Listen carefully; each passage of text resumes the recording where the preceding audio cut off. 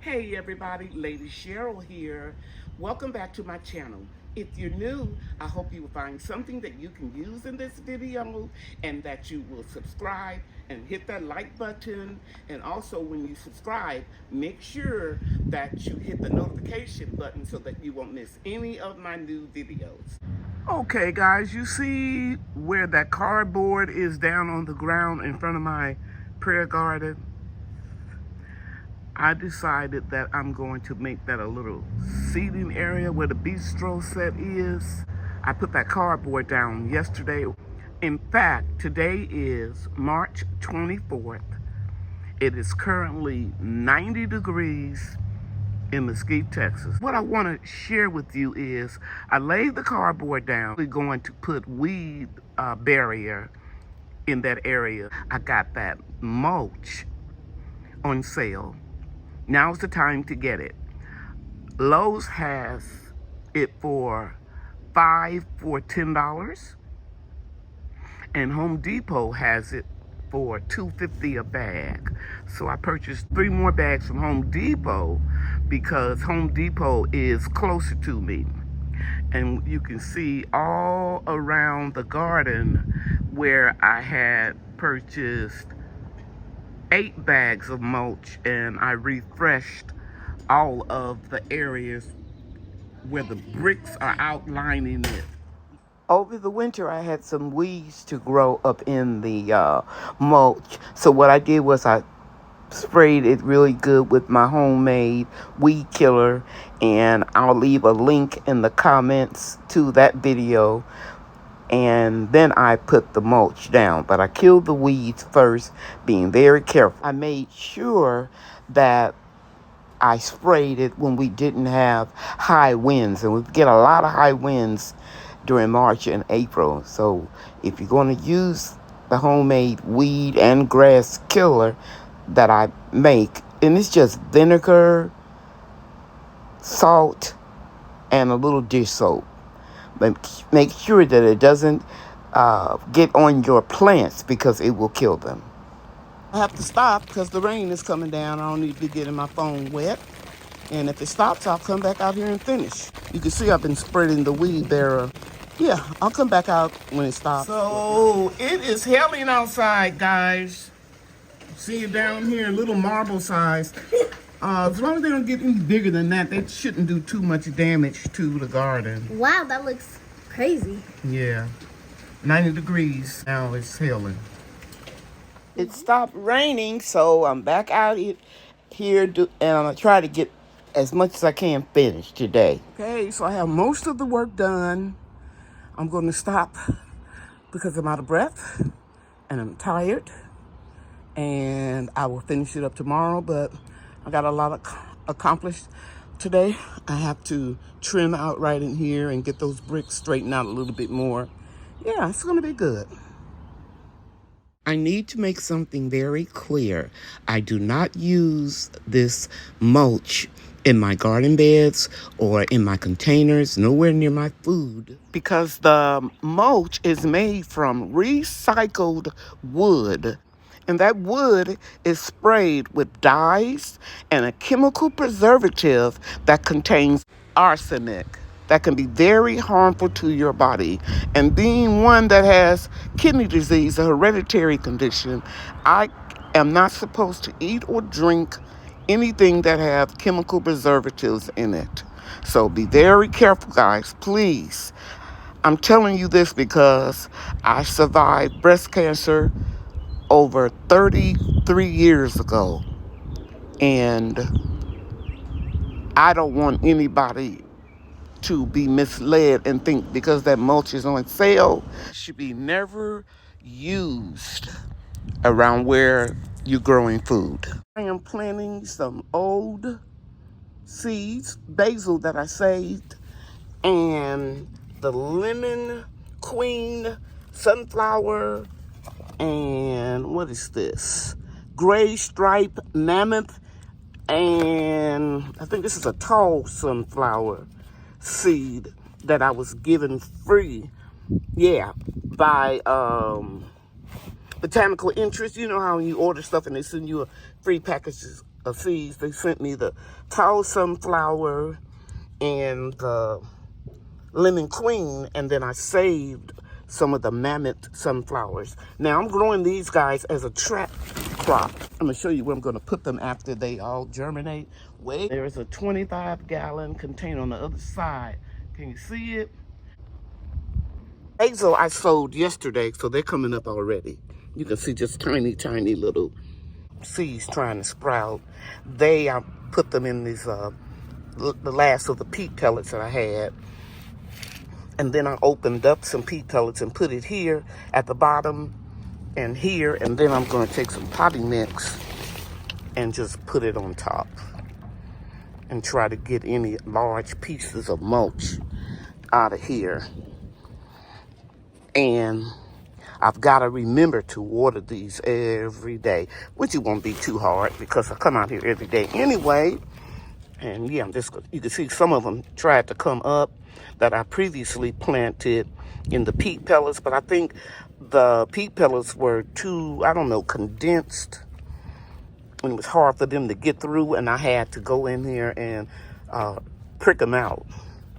Yeah, so these are going to be free sunflowers that I will use hopefully as a trap crop, because I noticed in this garden I see a lot of squash bugs and stink bugs on sunflowers and leaf hoppers. Yeah. So hopefully I can keep them contained over there in that corner. And what I'm doing is I'm just picking out the real large pieces of mulch out of this Miracle-Gro potting soil, and I'm just putting it over here in the tulips. And so now all I have to do is lightly water this again and get them back over there in the greenhouse. Right there, that's getting full sun. And you can see thank you on these seeds from Botanical Interest. Let's see, this was in 2022. So hopefully they will germinate. I'll let you guys know. Yesterday I noticed when I was watering the plants, I saw some ants on this mint.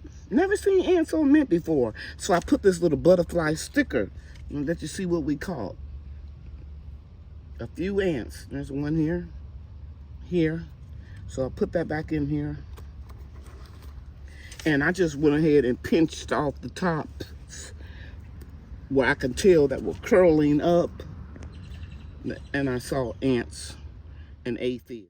The aphids will make the leaves curl. They land on the tips of the plants and they'll suck all the juice out of it. And that's how you can tell something's going on. And ants farm the aphids because they like the secretion. It's like a honeydew substance that the aphids secrete when they get full. And the ants eat up that juice. Mm-hmm. So we're going to flush that with water real good. And we're going to throw that away.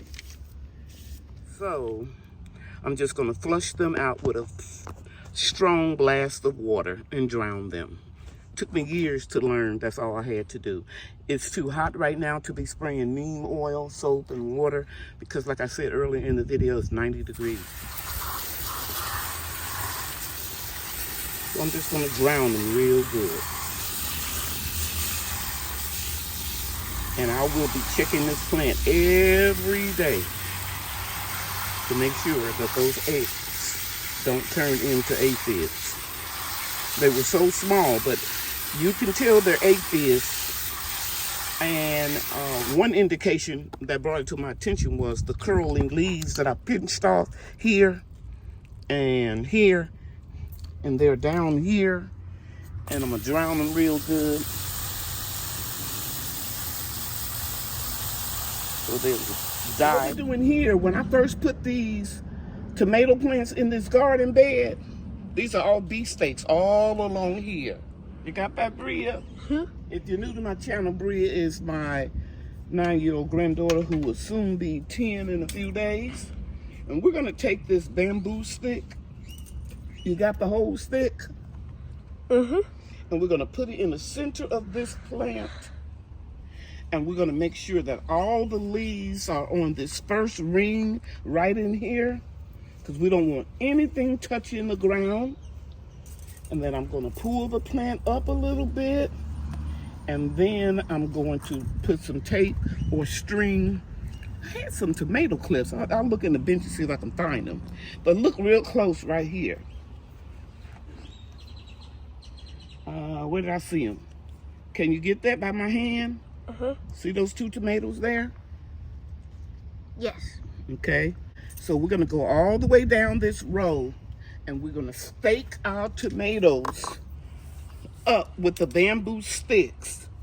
And we're gonna push it in. We don't have to worry about any of the roots being penetrated by me, pushing them down in this hole, because the tomatoes have the ability to form a lot of roots without getting damaged. So I stuck that in real good. I'm gonna move this one back a little bit. Yeah, make them kind of even. So when I put the shade cloth up here, we'll clamp them to here and here.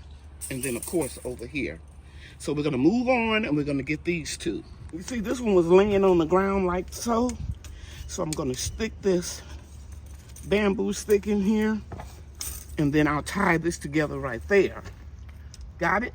Mm-hmm. And then we'll do another one. This one right here. Actually, it's 2. No, yeah, it's 2 of them. We're gonna stick right in there, and then I'll tie these 2 up. And then we just have 1, 2 more to go. I have stakes in all of the tomato plants. Can you see them? And the pepper plants. And all I got to do is just get my little clips, and I have some tape as well, and just go ahead on and secure them. I have 3 stakes over here with the 100 sweet cherry tomatoes that my daughter loves. And then let me just pan right over here in that second bed, that big black one. I have stakes by every tomato and pepper plant. I found my little clips. So now I'm going to secure all of these bamboo stakes up.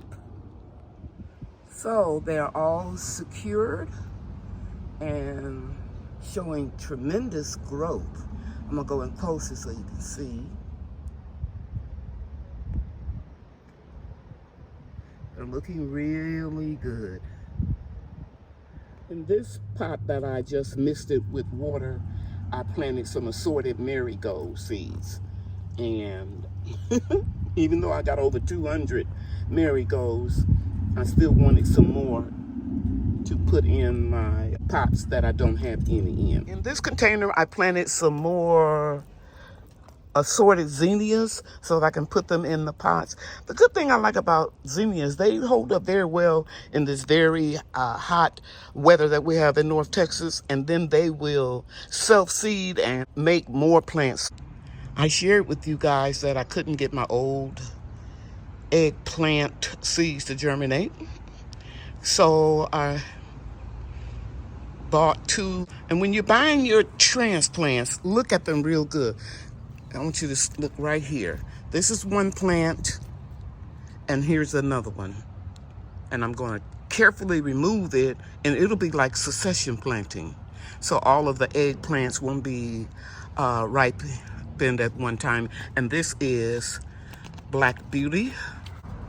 I've grown it before. And look right here. This container has 2 separate plants. There's one, and here's the other one. So I'm going to separate them. This is how you get pre-transplants. Look at the plants real good and buy the ones where there's more than one plant in the pot. These transplants are not in real good shape, but they were the best that I could choose from. I need to hurry up and get them in before it gets too hot here. And once they get some good nutrition from that rich soil that I have, they'll be fine. Look how wimpy the greens in my green stalk look. These leafy greens were looking so wimpy. And I was watering them from the reservoir right here at the top and giving them a little water basically every day or every other day. making sure that it was thoroughly saturated. But I guess it wasn't getting enough water. I don't know. It could be because the temperatures fluctuate so quickly this time of year in North Texas. It was 75 degrees one day and then 90 degrees the next day. So I decided just to water them all over with a light mist setting on my, my water hose. And they are doing so much better. I thought I was going to have to harvest all of them and plant something else. All I know is they bounce back beautifully, and I'm going to continue to grow them a little bit longer. And in here I have giant red mustards, collards, and also turnips. After I went back and looked at the video, I realized that I didn't show you close up of how pretty these greens are. And I just watered them. You could see it dripping all the way down. When I said that I was going to put flowers and leafy greens, I failed to mention that I'm going to continue to grow my society garlic and my onions. And that keeps some of the insects away. But don't that look much better than what I just showed you? It's still the same day. I just decided to give the garden a little water, and I thought I would film this. This concludes my video for today. I hope you find something very useful in this video. And if you did, do me a favor, share it with your friends and let them know that if I can do it, they can do it too. Okay, guys, you know that I love you and God loves you too. Thanks for watching, everybody. Bye now.